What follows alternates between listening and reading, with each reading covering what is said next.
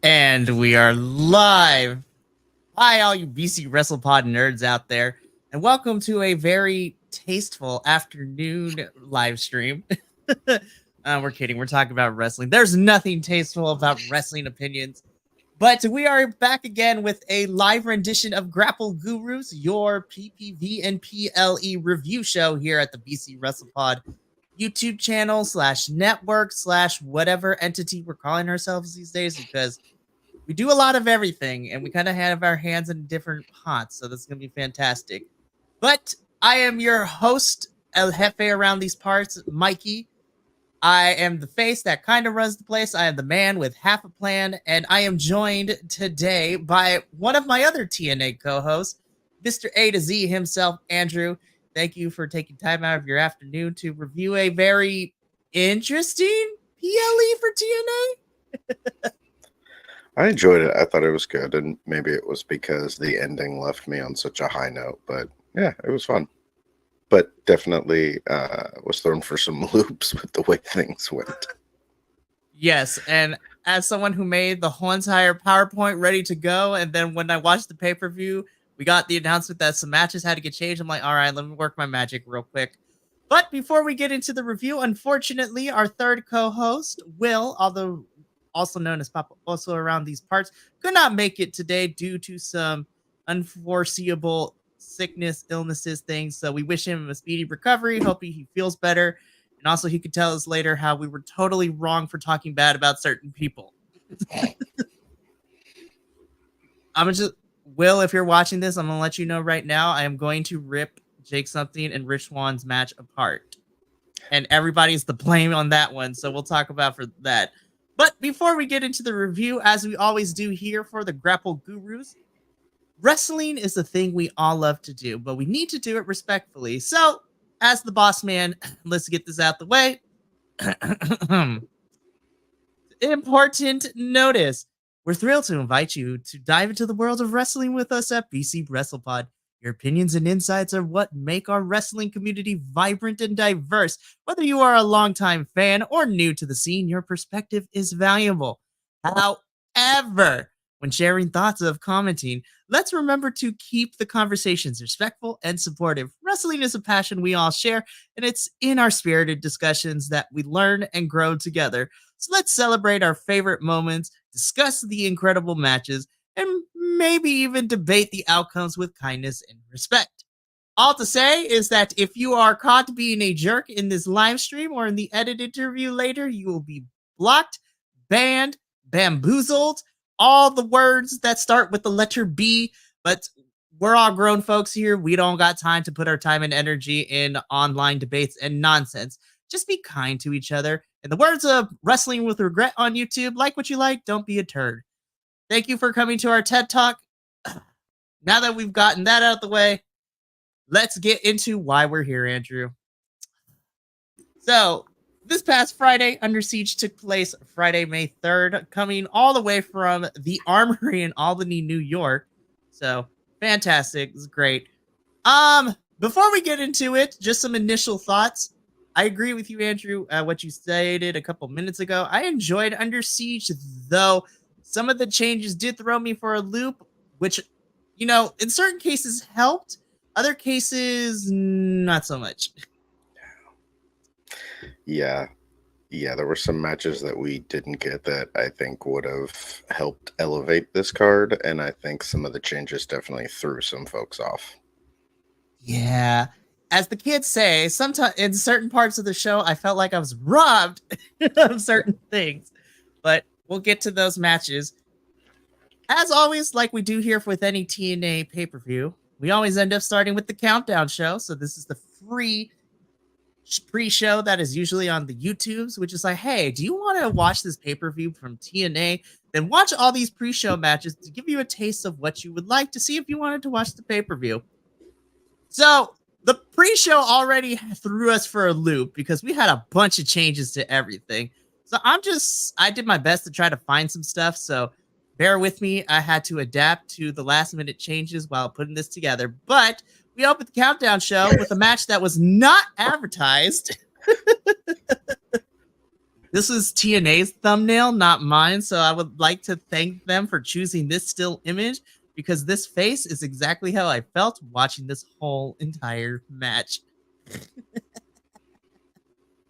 I mean, so we, over the last couple of weeks, we have kind of expressed our not so fondness with a certain Mr. Rhino right here, but he was on the countdown, so we got to talk about this. So, in the opening of the countdown show, we had Rhino taking on VSK. It was a match. I think that was the biggest problem I had with it. It was fine, but it felt more like a match you would have on a weekly episode than when you would have opening your countdown to, especially like you said, if the countdown's supposed to get me interested in watching the pay-per-view, this ain't it. So yeah, if nothing else, we're going to use Rhino, throw somebody else in there that's going to get us more excited, like get somebody else with name value or something. Or if you're just going to have a match, what happened to our other folks? Like, where is Bhupinder Gudra? Like, where are the other folks that we know are still in the TNA roster? Like, I don't know. Rhino's not necessarily the go-to person I would pick to put on the countdown show. But, I mean, this was I'm going to be honest, this could have been thrown on a Thursday television, and I would have preferred that. You don't put this on the pre-show for a pay-per-view, but Rhino picks up the victory against VSK. As soon as I saw VSK, I was like, oh, this poor man has no chance. Yeah. We're moving on. And this was the start of what would be thrown for me and Andrew to be in, the Wonderland version of Under Siege, because everything else got thrown together. But something that kind of stayed the same on the Countdown show is we had the FBI in action. So this time we had Ray Chaz and Zach Clayton representing the newly formed FBI, taking on the Batiri. And as soon as I saw them, I'm like, oh, okay, local talent. So that means that FBI is going to win. Baller. Cool. This was also the match I was like, we could have had some other tag team. The Good Hands would have been fine in this. I'm going to be honest. You could have put the Good Hands in here. You have an established tag team. If you want the FBI to get a win, the Good Hands are really good at, I don't want to say enhancement talent because they're more entertaining than enhancement talent, but you can enhance the FBI if you're trying to build them up as a newly established faction in TNA. Yeah, I feel like there's a couple of other people. Like, isn't Gudra, doesn't he team with someone normally or often? Gudra usually, Gudra has been tied to Rich Swann, which obviously can't happen right now. But you could have had a singles match. Gudra could have been in a singles match, but look, I don't hate the FBI. I really don't. But at the same time, I'm just like, this kind of didn't give me any clout. Be like, oh my gosh, I should be keeping my eye on them in the tag team division. Yeah, I feel like the best thing that came out of this, I mean, it was a decent tag match. Again, this could have been a Thursday night match. The biggest thing from it seems like maybe this means they're gonna try to work the FBI up, so we can actually get more tag teams in that title picture. So I guess the best thing that came out of this was the FBI got a win. That's about it for me. That's the silver lining here. And the other silver lining thing is that I was the only one to pick the FBI to win in our predictions. So I was happy about that. Stay tuned to the end because I will be revealing prediction scores. So we move on from this to probably the best match, and there's no contest on the Countdown show. This was changed last minute because originally it was supposed to be Laredo Kid versus Rich Swann on the main card in a non-title bout. But due to some circumstances that we're going to talk about later when we get to a certain match, Laredo Kid got switched to the pre-show. It became a Digital Media Championship title match, and he took on the last-minute addition of Casey Navarro. And as soon as I saw Casey, I'm like, oh yeah, Laredo's winning.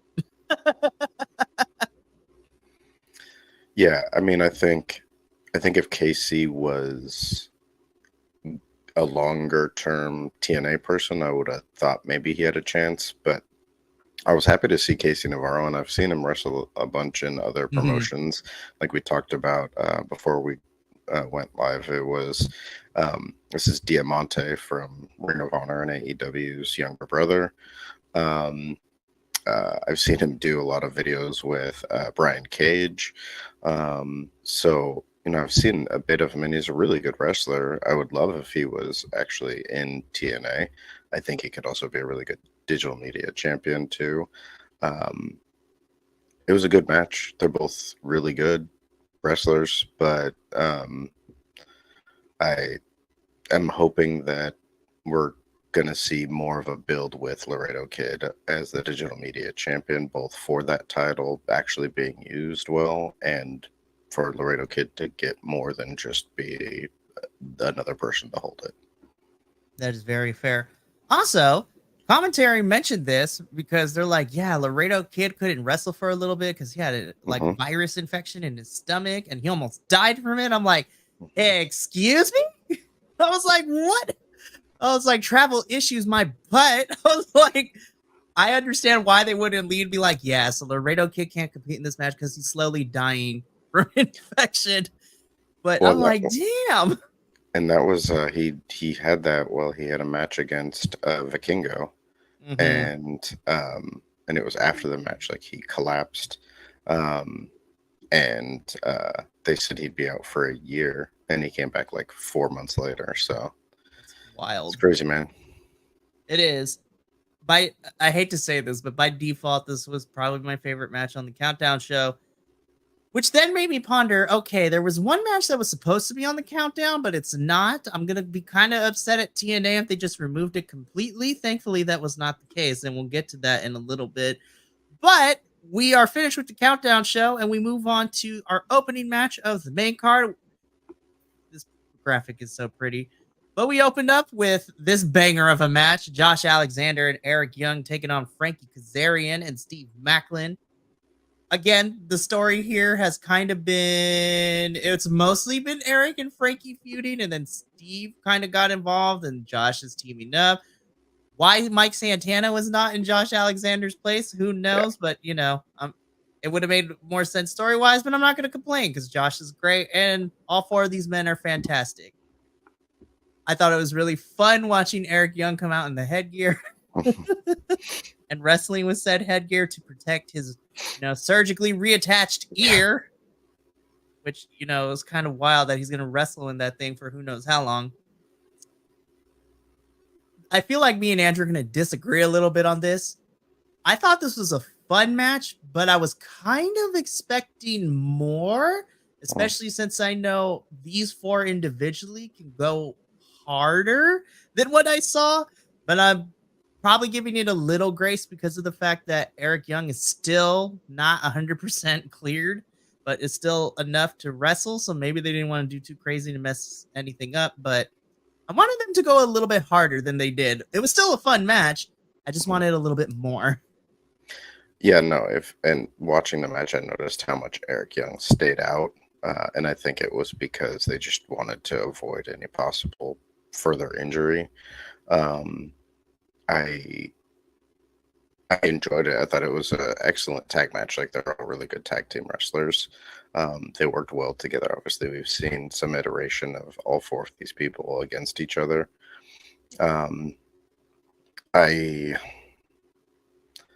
Maybe it is because we didn't have Mike Santana in it, who seems to be the problem with Steve Macklin. But it also just felt like there were some stakes missing, and I think this was the first match that was kind of trying to get us back on track for what Under Siege was supposed to be. So it did feel like there was something missing, but overall I thought, like, in a bubble, this was a really good tag team match between these four. I thought this was a really fun tag team match, and you are absolutely right. Eric Young kind of was out of it for most of it, but again, that probably has to do with, getting your ear surgically reattached and then still wanting to go wrestle is crazy. But hopefully, because again, and we talked about this a little bit before we went live, I wonder if this is going to lead to a program between Kazarian and Macklin, because again, miscommunication seems to be the key thing with these two, because there was a missing communication which allowed Josh and Eric to capitalize and pick up the win. So the North 2.0 picked up the win. Here's hoping that a certain someone comes back and then we can get a full reunited of the North. Please! But that's for another discussion. I really like this match. I just wanted more. But with Josh Alexander and Eric Young picking up the victory, we move on to the match that was originally on the Countdown show, but now is part of the main card, which I was super happy to see more knockouts action. We had a random match between Ash by Elegance and Havoc. First of all, Ash and the concierge, the chevalier, as that I'm going to be calling him, interchanging those terms. I really love that they exercise the ring with the holy water, and then Ash coming out with garlic. I'm like, they're not vampires, Ash. I wish she came out with like Ash by the Evil Dead inspired gear. Then I would have been like, best match, 10 out of 10. Yeah. If she dressed like Bruce Campbell's character, like best match, 10 out of 10. Yeah. I really loved the theatrics of this match the whole way through. I like that it played along with like the canon of, Decay and how Decay fits into the history of TNA and like kind of supernatural wrestling characters. There was much more drama and theatrics in this than actual wrestling. But it worked. It played into Ash and her Chevalier's like characters, and it also helped because Havoc is a monster. You know, like, so it kind of played into being able to kind of like level the playing field between the two and make things a little more, which is funny to say, believable, but it was believable within the world of TNA. And so I think they did a good job of kind of playing into that and making it entertaining. So even though there wasn't as much wrestling as we got from some other matches, I still really enjoyed what this match did. I don't know if we're going to continue to get anything out of this, if we'll see a match with Ash against Rosemary, to kind of like give her more opponents before she gets that title shot. But it was fun, and you know, at least you got her on there. Hopefully we won't get too much of that, because I hope they're going to bring in some more tag teams that Decay can wrestle. Yes. But for what it was fun and entertaining. It was, and I also appreciated what happened post-match with Ash continuing to beat down on Havoc. Yeah. Establishing her as she's not the nicest person on the planet. Well, and I thought it was a good way to make her look, because while she's very like arrogant and kind of like not fragile, but you know, she's just like doesn't want to get her. It seems like she doesn't want to get her hands proper. Yeah. But then it showed how like vicious she could be by like going in and choking her out with the string of garlic. And then like after taking her out in the ring, when Havoc came back out, she then DDT'd her on the apron. She hit her with a bunch of chair shots and then hit the swanton onto the chair. You know, it gave us a little more depth and viciousness from Ash, which I think is good to help build her up as a credible threat. It is, and we talked about this on this week's TNA episode for Ash and for Jordan, because I think Ash is probably going to be the next person to go up against Jordan. I just hope that we space it out where maybe she fights Rosemary against all odds or something like that. And then for Slammiversary, Ash versus Jordan could be the program. But who's to say? Because we still got a bunch of women who we haven't seen in a couple of weeks. Like Tasha Steeles could get involved in some capacity. Giselle Shaw is out there somewhere. And I would be excited to see Jordan versus Ash. But I'm hoping that we don't get it relatively soon. But I'm happy to see that this match got moved from the countdown to the main card, because it's important to establish Ash and, you know, get her more since she's one of your newer knockout signees to go from there. Okay. So I want to preface by saying for this next match, I love me some Joe Hendry. I really, really do. I also love me some Zachary Wentz. And on paper, I was just like, oh, this should be a fun match. I was severely let down because this was a really quick 5-minute match. And most of it was spent talking about Joe Hendry, like top of the UK chart, which is important. Go buy that single, you guys. Come on. It's fantastic. I kind of also feel a little let down because we had the apology concert on Thursday, but we're having Joe go up against Zach. And there's like no through line. There was no connection to the story. It was just a match to have a match. Like we didn't get a run in with the Rascals interrupting the concert, which would have been one thing. And it makes me feel sad because literally, and I hate to use this term, but Zach got jobbed out to Joe Hendry. It's weird too, because so Rich Swann was going to wrestle Laredo Kid for some reason, especially since it wasn't for the title. I figured when I saw the graphic, I assumed Rich Swann was going to wrestle for the digital media title, and maybe that was a way to start getting some gold in First Class. Mm-hmm. But then when he got taken out of that match, I don't understand why they didn't have the rematch against Joe Hendry be at this, you know, and maybe have the rematch against Joe Hendry and have everyone else barred from ringside or something. And then we had Jake something face Rich Swann, when if you're looking for things that you could have done with that, instead you could have had the good hands have a match against Joe Hendry and Cody Deaner. You could have had some involvement there since, Jake something was previously involved with stuff with Mustafa Ali and the Good Hands, even though they got kicked to the curb, are still kind of faithful. They still trust in Ali. So you could have thrown that tag team match together, even if it was on the countdown or whatever. Like there's more meat to actually continue storylines there.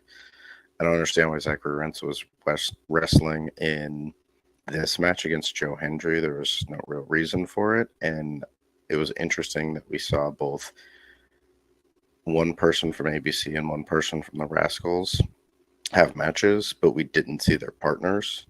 So it was super weird, just like the way some of this stuff was built. I love that Joe Hendry is so over. It was for what we got, it was a powerhouse versus a high flyer, and it was fun, but it was way too short. And when you set this match up, it ended exactly how I think everyone assumed it was going to end. So it was just one of those matches of like, sure, but why? And then why didn't you give it more? I was disappointed, and this could have been a really fun match had you even did something like the Rascals interrupting the concert towards the end or something on this past week. But we got this match.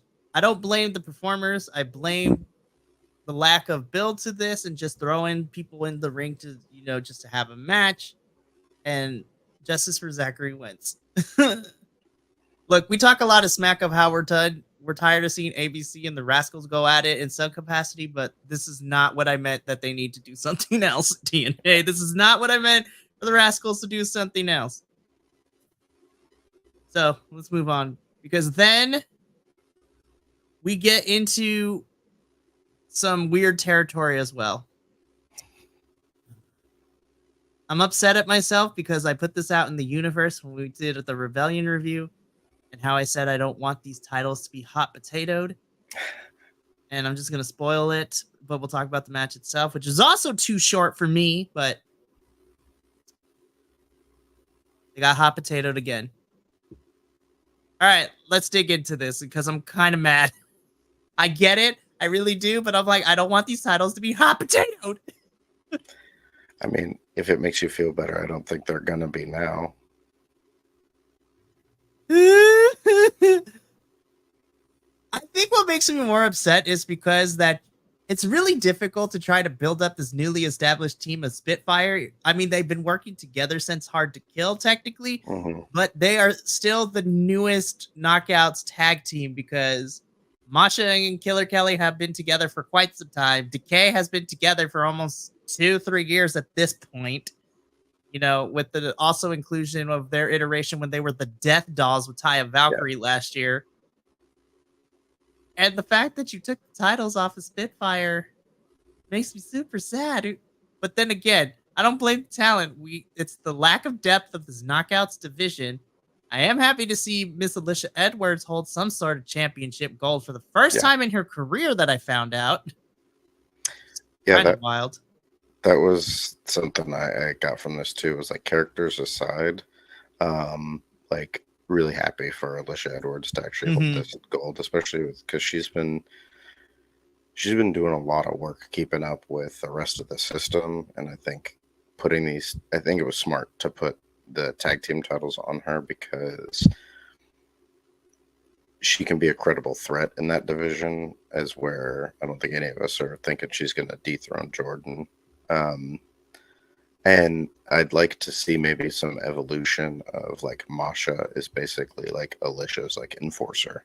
Like she's not actually a part of the system, but she's like been hired on as like her hired muscle.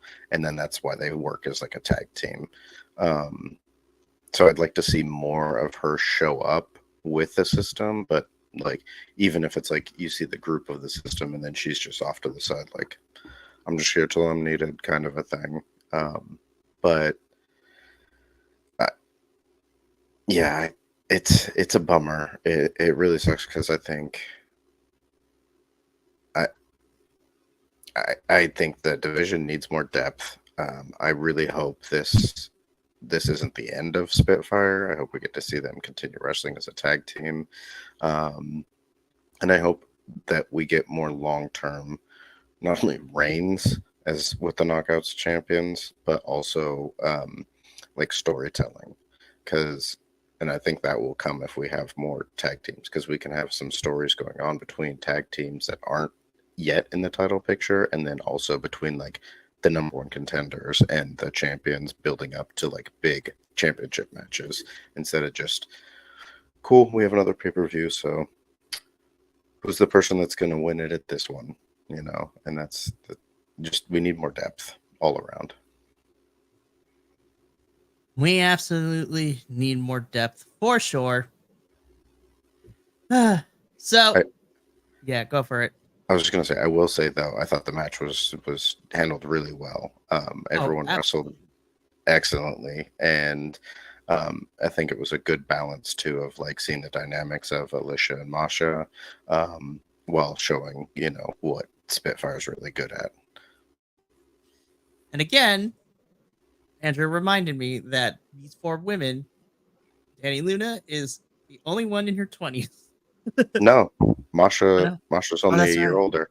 She's 25. Danny Luna's 24, and then Alicia I think is 37, and Jody Thread is 35. Mm-hmm. Good on these women. Yeah. It's just nuts that Masha and Danny are so good at such a young age. It's crazy. It makes me happy too, because like we have women that are going to be building for a while. Yeah, it's awesome. That's what we need. Look, there's no secret that me, Andrew, and the rest of the BC WrestlePod boys are big fans of women's wrestling, regardless of promotion. And so the more women that get booked into these major, promotions, I'm all here for it. But congratulations to Alicia and Masha for becoming our new Knockouts World Tag Team Champs. And I'm interested to see where we go now that the system has pretty much a good chunk of the gold in TNA. All right. So let's go on to our next match. So this is what was originally scheduled. This match. I was like, this was the match that was advertised. And then we found out during the opening of the countdown, plus a reminder on the main show, that Hammerstone is not medically cleared. Nothing has legitimately come out, but me and Andrew have conspiracy theoried ourselves, and we can only speculate because Hammerstone leaned out so much for the competition and the powerlifting and the muscle competitions that he participates in, that he probably dehydrated himself too fast. And that is why Jordan Grace was smart, and she took time off from TNA when she did that over the summer before coming back. Man. And so they're like, yeah, so Hammerstone is no longer available. So they're like, but Jake something is still going to wrestle. I'm like, oh, okay. Who are we going to get? It's like maybe the Good Hands. I don't know. Maybe someone from Jake's past. This is not a Dr. Rich Swann. I really love it. And then on paper, I was like, this actually might be a lot of fun. Rich Swann and Jake something do have a history. I have seen matches between the two of them beforehand, and I know they both can go, and I think this is going to be a fun match. By the end of this match, Andrew, I was very upset because of not what we got in the ring, but it was all the extra shenanigans that went on this is an example of what happens when extra interference and shenanigans on the outside of the ring actually take away from the match itself. This was my least favorite match of the whole entire evening. Yeah, I will say we got a promo from First Class before we went into this, and they actually had some legit points when they brought up this match about how Rich Swann was preparing to wrestle Laredo Kid, and now he's going against Jake something, and it's a completely different opponent. So, like, that's not fair that he's supposed to go out there and just do this, on top of the fact that he was going in to wrestle a champion with, even though it was a non-title match, if he beat a champion in a non-title match, he'd be in line for a championship shot. So, I like, as much as I dislike them, those are fair points.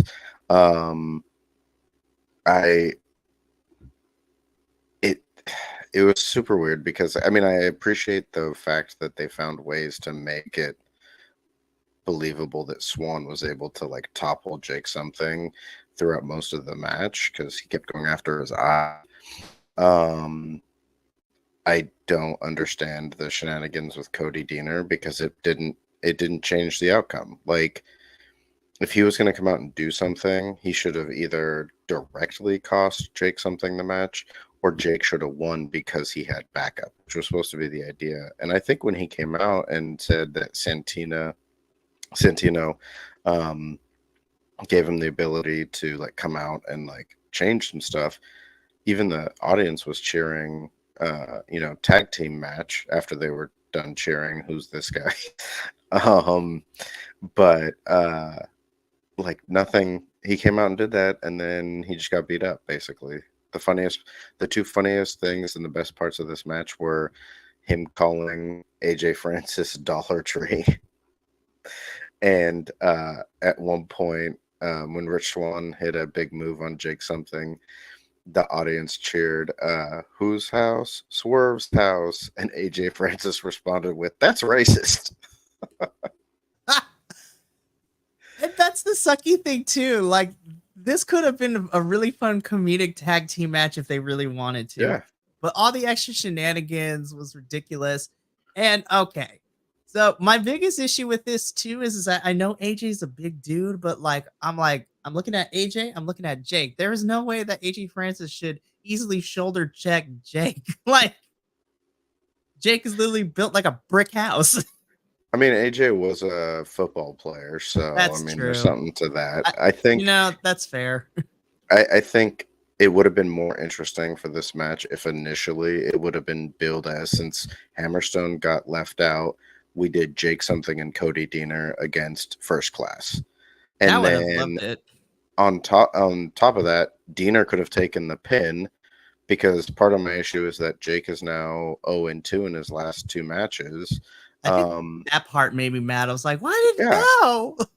So if you had Deaner in the tag match, Deaner could have taken a loss, which, let's face it, is not going to hurt him at all. It gives First Class a win. And It keeps Jake from having this Yeah. losing streak. So I think there was just a lot of like booking mistakes, especially because AJ was at ringside and got involved. So, you could have had him just wrestle. And so it was across the board. It was some weird match choices and booking choices. And like the way certain things were programmed were just, I think, could have just been handled a lot better. Yeah. As we said, Rich Swann picks up the victory. So Jake something is the loser in this match, and it pains me to say it. I don't want to talk about this anymore. I was saddened. This was my least favorite match, not because of the talent involved, just the booking decisions was very, very weird. Yeah.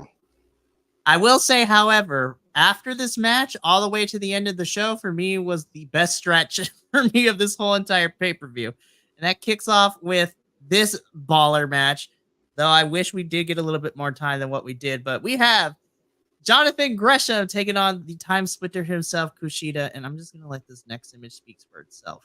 Yeah. Just, yes. Oh my gosh. I was like, yo, Jonathan Gresham is going to be the TNA version of the Great Muta. I'm here for it. It just looks so good. Andrew? Yeah. It was cool. It was interesting to see someone like Jonathan Gresham, who has so classically been this like pure style wrestler, this like not a lot like grandiose things about him, take on this kind of supernatural persona, which is fun. It's cool. It gives him something very different to do, but he still keeps that style that he has, which I think worked really well with Kushida. I think watching them go back and forth was incredible. It's like watching two high flyers go against each other, but this was two mat wrestlers go against each other. I will say I was surprised how much of this match was Kushida like winning out most of the exchanges and kind of coming out on top of Gresham most of the time, which I was surprised both because this is Gresham's big return, and also because if he's supposed to be this dark supernatural force, I felt like he would have been more dominant. So it surprised me in the programming of the match that way. I just wanted to see this new Jonathan Gresham be more the type of frightening that we got with the end of the match throughout the match. So Yeah. It'll be interesting to see as he has a few more matches to see how he kind of works through those ones. I'm also interested to see if the ink will be kind of like Julia's Black Mist. Are we going to see people that get exposed to it make some dark turns, have some influence, or what? Now, hear me out, right? So, with this new iteration of Jonathan Gresham's Octopus moniker, I would love for it to lean into, even though he was a total racist, I would like for Jonathan Gresham to lean into more of like the lore of Call of Cthulhu and all of that mythos too. Like literally, he's the walking embodiment of H.P. Lovecraft. Mm-hmm. And what I would love is if this ink makes the wrestlers go mad. That just have short bouts of insanity and madness, which are true staples of the gothic horror that is, well, the cosmic horror of, the universe of H.P. Lovecraft and Call of Cthulhu and all that kind of stuff. Again, you can't tell me that this is not cool. And I love the fact that he came out with all that gear on. Like he has the detachable part, which unfortunately fell off when he shook his head, but he played into it like it was supposed to just come off. Right. But I love the fact that he got down. He got down off the turnbuckle, went. The match was about to start, and Kushida was like, "Is he gonna take the mask off? Like, didn't know what to do with that. Like, it was just." It's such a off-putting, look for Jonathan Gresham, especially because we all know who he is, and it's not like he's coming out with like a different name. So just that look, you're just like, okay, this is super weird. And you've got this dude who can out wrestle most people, and he's built like a friggin' cinder block. He's literally Mrs. Jordan Grace because Jordan are a couple. They're married. Yeah, and he's like just an inch taller than her, and they're built the exact same way. Like it's So yeah, it'll be cool. I'm hoping that we get to see more of this. I don't know if they're gonna try and have him go after the X Division title. I'd kind of like to see him maybe go after the digital media title with this persona and like build a little world in that area, so that way we can actually have some focus for each belt and its divisions. So it'll be interesting, but I look forward to seeing what his next 2 to 3 matches are going to be like, so we can really get an idea of what the story is going to be like with him. Absolutely. Well, I mean, we were talking about his other counterpart a little bit earlier, because we leave this match to go into this match on paper had no right to be as fun as it was, honestly. And I'm gonna be real, Jordan Grace just shot up the ring. She was my MVP for this entire match, and she had the best moment of the night. But before we talk about that more in depth, this was a true intergender tag team match because everybody was putting hands on everybody. It was fantastic to watch. And this saw PCO, our French Canadian Frankenstein, teaming up with Jordan Grace, taking on the team of Steph DeLander, the Python powerhouse herself, versus Khan, the neck breaker. I want to talk about the entrances first. I love that Khan was so serious the entire time. I'm like, it's okay to crack a smile because he comes out, he's all intimidating and everything, and Steph comes out and she's just like having a great time. And then I saw that Steph was able to break Khan as they were walking their way down the ring too, where he cracked a smile and the camera caught it. I'm like, it's okay. You could lean into it, Khan. It's okay. Because Jordan leaned into it for her entrance. She came out and then she was the one to bring PCO back to life with the things. I was just like, I love subtle moments like this. This is why I like professional wrestling. Now, as far as the match itself went, again, this had no right to be as entertaining as this was. Yeah, I mean, it was a solid match all the way through, and then that ending sequence was Woo! like it. I feel like the ending sequence is what really kicked off the best part of the night, which was like from that point all the way through to the end of the show. Oh, absolutely. Jordan Grace picking up Khan, and Khan's not a small dude. That man is huge. Yeah, And to he's like do 300 something pounds. and to do what she did and just whoop, did a full-on cartwheel with it too. I was just like, Jordan, you are my hero. Yeah. Well, and then setting up the suicide senton for From PC. PCO, Oh man. and then putting out Steph again with another Juggernaut driver was just like, I mean, and the timing on it was just right to just be like, oh my gosh, it did, oh my gosh, oh my, and it's over, and it was just like, yeah, it was great. It was a great way to just like, okay, this is it, go home, let's do it, hit all our big things now. Spam the finishers. Yeah. This was so much fun. I loved this. This was great. You know, I don't know. I get the feeling this might be Steph's last thing in here because it seems like it. But, you know, if we get one more match at Against All Odds, I'm here for it. Yeah, I'd be down for us to get a third match, an actual, I guess, second match between Steph and Jordan. You know, one-on-one singles. Hell, make it a no DQ match, stipulation of some kind. I mean, I'd be down to see Yeah, Steph is the queen of the death match. Yeah, you can make it a death match, although she has come out and said she's not a huge fan of death matches. Being in them, she likes watching them, which I don't blame her. Right. Like, throw it a cage match. Make it a Full Metal Mayhem match. Make it something, but to see the two of them go against each other and actually, I don't want to say have it clean, but not have as much other people involved in it and actually get to see them work against each other. And I think you could definitely sell it that Jordan, even though she's now pinned Steph twice, wants a chance to show that like she can go against her on her own kind of a thing. Mm-hmm. Because every time they fought, Steph has shown that she's like bigger and, you know, at least as strong as Jordan. And so she's been able to kind of overwhelm her. So I think you could still promote that to like really show that Jordan wants to cement that she is the better wrestler and she's the true champion. So I'd be down if Steph's going to stick around for a little bit. Yeah, at least get us through Against All Odds before we figure out who Jordan will be facing at Slammiversary, because you're right, because Steph still holds to the narrative and she kind of has a point that at Rebellion, Jordan had help from PCO and Sami Callihan to win. This time she had PCO as her tag team partner, so giving a true one-on-one match, no one else is allowed.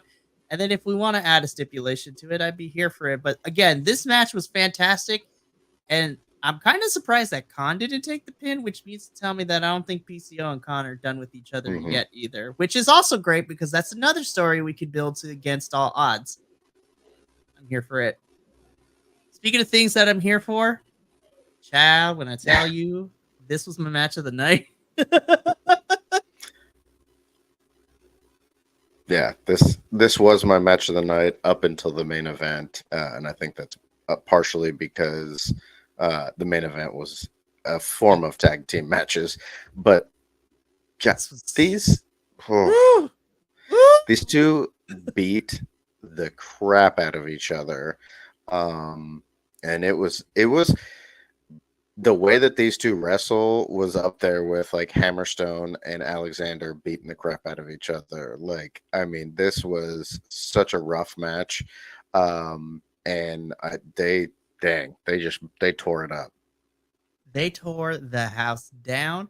And I was really happy to see this as the semi-main event of the evening too. Like, you have this championship match be the semi-main event. And whereas Hammerstone and Josh were powerhouses killing each other, this is how you do two high flyers trying to kill each other.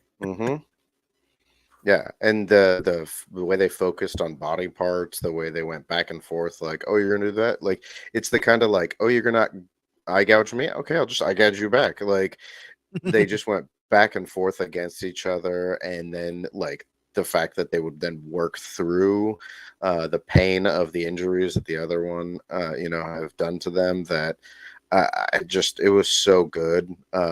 Both of them are phenomenal wrestlers, and it's one of those things where I know that Mustafa Ali is so good, and he deserves everything that he's been getting since he was let go by WWE.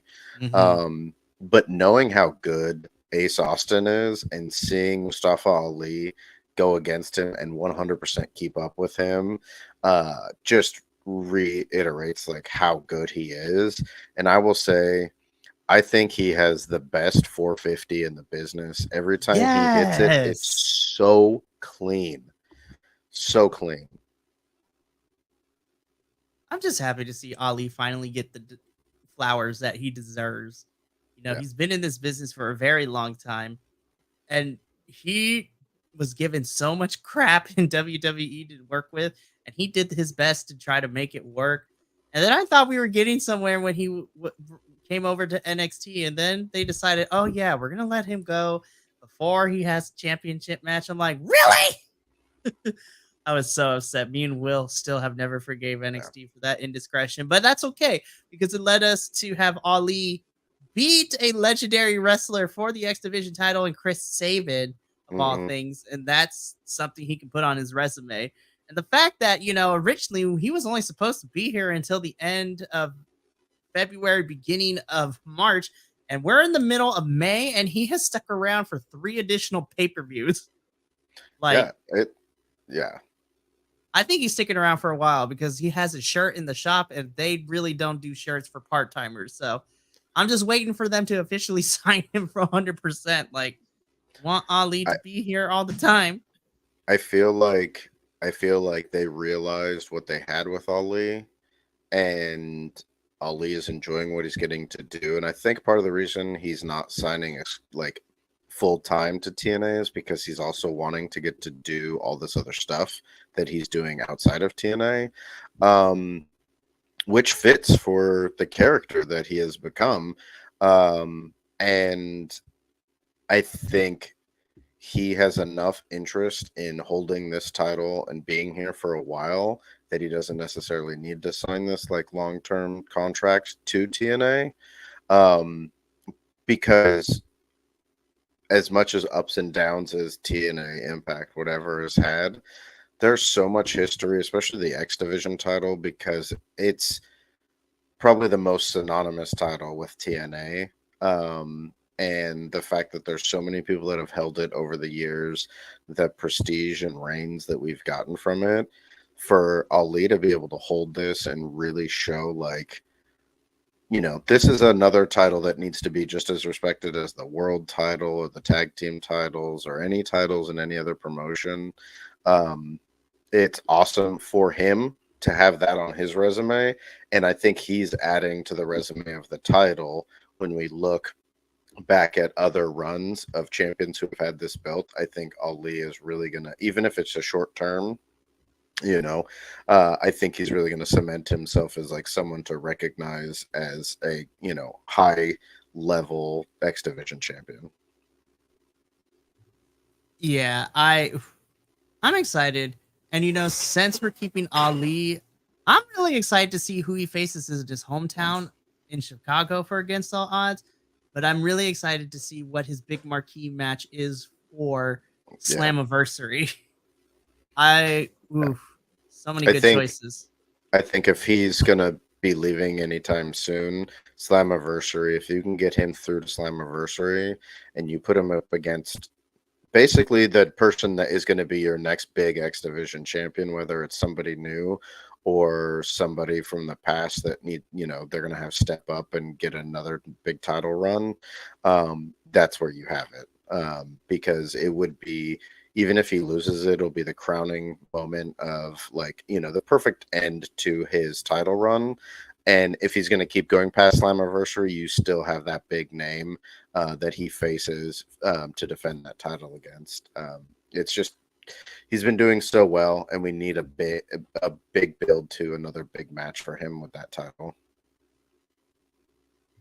I 100% agree. And to no surprise, after a long, hard fought 16 and a half minute bout, which was really nice to see this match get time. Ultimately, Ali is still your X Division champion. Super excited. Cannot wait. So now we get into the main event. This is the system of which is being represented by Moose, Eddie Edwards, and Brian Myers, taking on the team of Matt Hardy and Speedball Mountain. I'm just gonna leave this here. I don't care what nobody. I don't care what anyone says.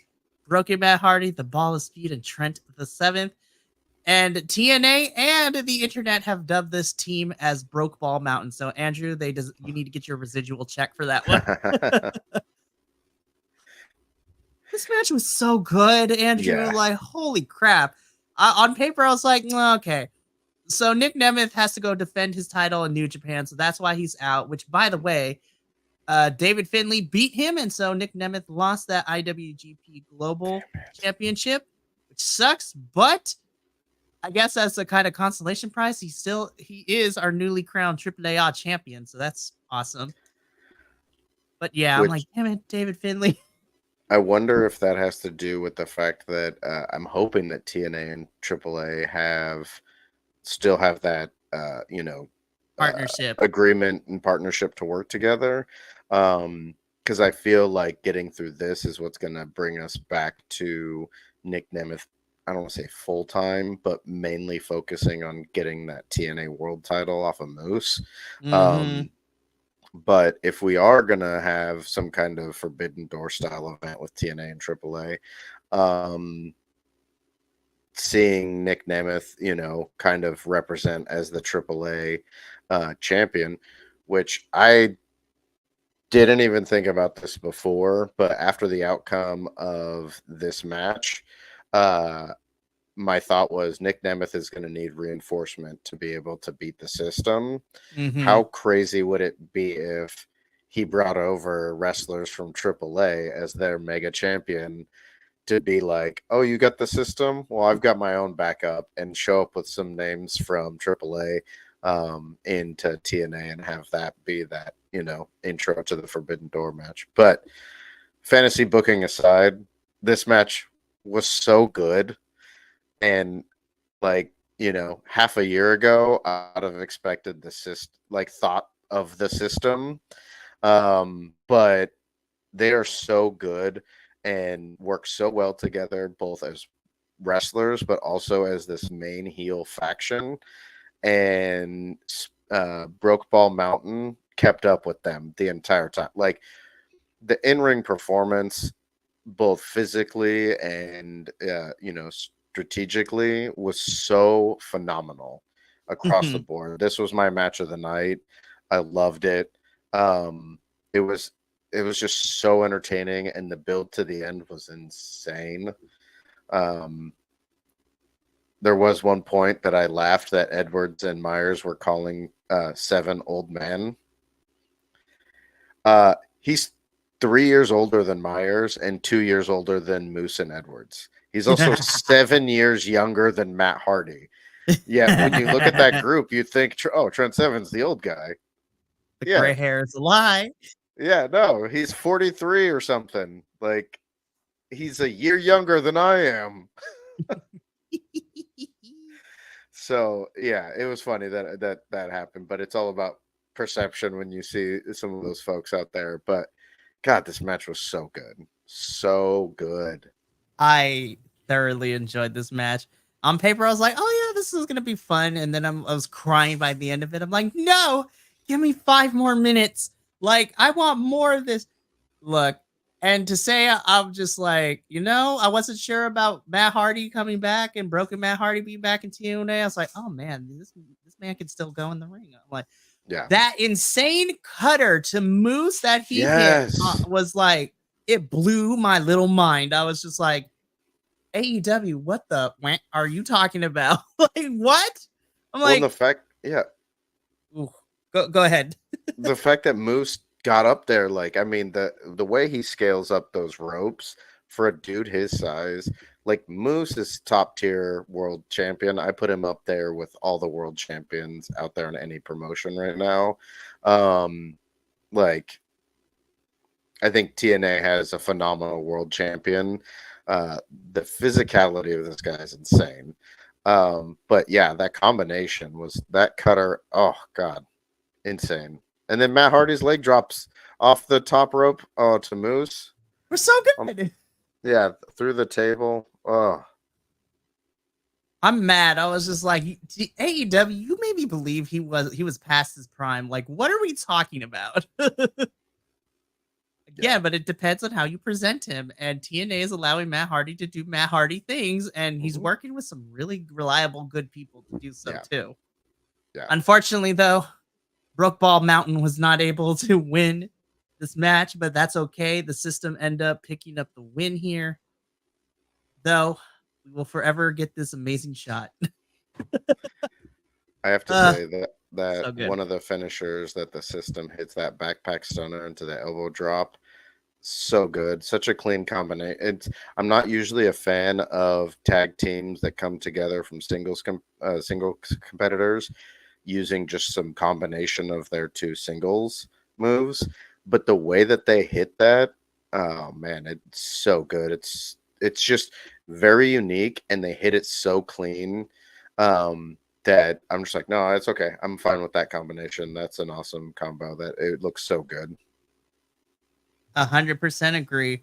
And like we said, the system walk out with the win. And at the end of the night, they're holding about 50% of the gold in TNA. And as the system celebrates their win over Brookball Mountain, that is how Under Siege comes to an end for this evening. So, Andrew, now that we talked about it, I kind of feel like I enjoyed Under Siege more than I initially thought I did. But I think it's always going to be the case between watching a pay-per-view by myself and then talking about it with other people who also enjoy professional wrestling, because I actually like this. So let's do our final ratings, and then I'm going to reveal our final prediction score for Under Siege and let the audience know what that entails for the future. But I will go first. I originally had Under Siege at like a 7, but I'm going to give it a 7.5 for me. Upon talking it through with you and kind of revisiting the highs and the lows of it, I realized that I enjoyed it a lot more, but that's only because that I got to talk with it with somebody else instead of me just writing notes in my little notebook as I was watching this thing. So I give Under Siege a 7.5. I think for the most part, they succeeded in everything that they wanted to do. Obviously, the switch up between matches definitely kind of hurt a little bit. And what brought it down, majority of it was the booking decisions and the shenanigans that were not needed between Rich Swann and Jake Something's match. But I thought everything else, all the other matches were good too. I want to see more of this. So 7.5 for me for Under Siege 2024. Yeah, absolutely. And I think us talking through gave the same effect that the card gave when I was watching it. Was as we built to the end, the last few matches were exactly how you build to the end of a show and leaving us on a high note. I gave this an 8.25. Other than a few lulls and hiccups that happened throughout the night that I think were partially due to schedule changes and late planning. There was a lot of fun action. We got some top quality wrestling and some really good storytelling, world building things with some of our supernatural style characters like Decay and the new Jonathan Grisham. So I enjoyed it. There were a few things that they didn't even they more bummed me out or wish that they could have planned a little better. And I get we don't know all the details that happen when things have to be changed last minute.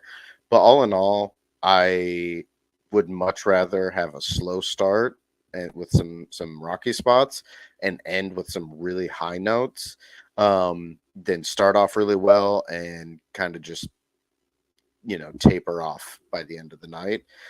So for this, it was an entertaining show. I really enjoyed it. Makes me want to see where most of this is going and watch more TNA. So it did its job in that regard. Oh, absolutely. So the last thing we're going to do before we sign off and then also kind of give you a preview of when to expect the TNA boys to do another live stream review, let's go over our final prediction scores for TNA's Under Siege. So, behind the scenes, what we have decided to do post WrestleMania, since WrestleMania is like a reset for a lot of the companies in the way that we tell our year-long storytelling, we decided to do our own little predictions league where all the teams, respectively, and their hosts would be competing against one another to see who ends up with the best prediction score by the end of the year. So what that means is that all the hosts are in multiple leagues. So our leagues are WWE, which I include NXT as a separate division. Then we have TNA, AEW, and ROH. ROH is going to have the smallest league because there's only 3 pay-per-views for ROH, and the rest of them are going to be a lot. So Will, Andrew, and myself decided that for the TNA league, we're going to have some fun with it. We made our predictions about a couple days before the pay-per-view, so there were some matches that did not make the predictions for them. And we took out some of the matches that had to get switched or canceled. And so by the end of it, I came out on top with a score of 8-1. So 8 wins, 1 loss. And Will and Andrew still did pretty well, and they ended the night with the prediction score of 6-3. So what that entails for the end of the year, we're still trying to figure out what that means. The winner is going to get some sort of prize, and our other host, Adolfo, may have a hookup with some, custom belt, making that we can potentially do. But as far as punishment and loser dumb guns, we'll figure it out. We'll figure it out as we go along. But as far as when you can expect the TNA boys to be back live and together, we have a little bit of a break now that Under Siege is over. We have a couple of weeks until Against All Odds in June. So the next time you will see the TNA boys for a pay-per-view review will be in June on Sunday, June 16th. Time to be determined. But we will be reviewing Against All Odds June 16th. And then come the summer, we will be reviewing TNA Slammiversary July 21st. So it's gonna be a fun. So come back, watch the weekly reviews, but we have some time between the next pay-per-view for TNA. So for myself and Andrew and Will and the rest of the BC WrestlePod boys, remember, take care of yourself, love one another, stay Bi-Conic. More importantly than anything, you always deserve to finish your story. We'll catch us tomorrow as the WWE crew reviews Backlash, which was a crazy show from France. But until then, ta-ta for now.